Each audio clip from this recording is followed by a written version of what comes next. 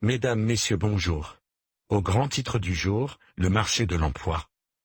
En effet, avec les différentes avancées technologiques que nous connaissons et la conjoncture actuelle, vous êtes beaucoup à vous poser des questions. Nous avons interrogé des spécialistes du domaine. Pour cela, nous avons envoyé nos meilleurs éléments sur le terrain. Un reportage de Bena Armani et Beauchâtel Noah.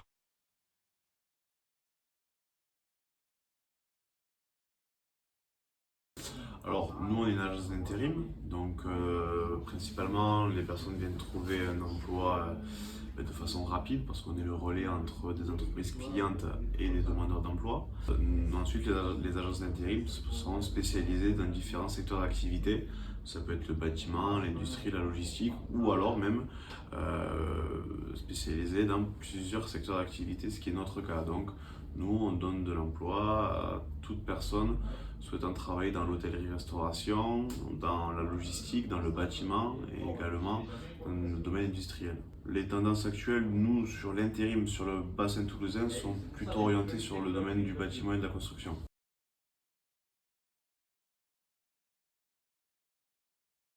Alors non, on travaille quand même avec de l'humain.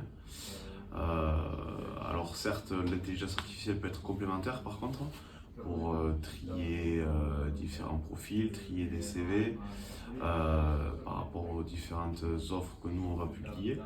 Ça peut également être facilitateur sur nos offres d'emploi et sur la rédaction des offres d'emploi.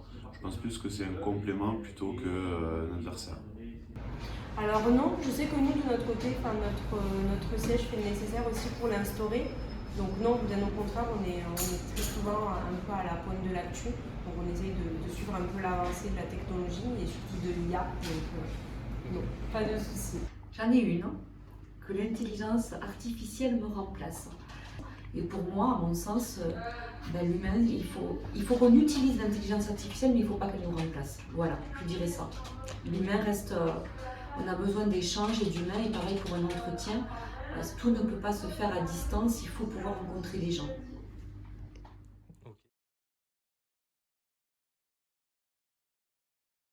Alors pour faire un bon CV, moi ce que je recommande, c'est donc déjà tout ce qui est anglais, formation, diplôme obtenu, etc.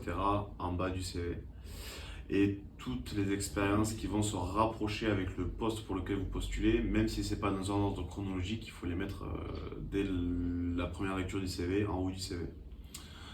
Si vous avez fait même ne serait-ce qu'un stage il y a quelques années et que vous recherchez un travail dans ce secteur-là, dans lequel vous aviez fait votre stage, il faut le mettre en premier. Si vous mettez vers la fin du CV, il est possible que soit votre CV passe à la trappe, soit que le recruteur, par inadvertance, n'ait pas vu que vous ayez déjà de l'expérience dans ce secteur-là. Il ne faut surtout pas avoir peur de mettre en avant tout ce qui est défaut parce que ça peut être assez intéressant dans le sens où ça permet d'être très transparent. Aujourd'hui, le CV, c'est un peu, comment dire, un peu c'est un peu votre carte d'identité, donc c'est bien aussi de bien détailler ce que vous avez fait, de ne pas avoir peur aussi de mettre des sous-métiers dans le sens où même si c'est des contrats saisonniers ou même du bénévolat, très important que même si ça a été rémunéré ou pas, de le mettre en avant, de ne pas avoir peur aussi de mettre même un contrôle de référence, de mettre les contacts d'un ancien employeur. Ça permet aussi de booster les candidatures et nous permet de savoir comment ça s'est passé dans le passé surtout. Nous espérons que ce reportage vous aura aidé à avoir les réponses auxquelles vous êtes nombreux à vous poser. C'est la fin de ce journal, nous vous donnons rendez-vous demain pour les nouvelles actualités du jour, au revoir et bonne journée.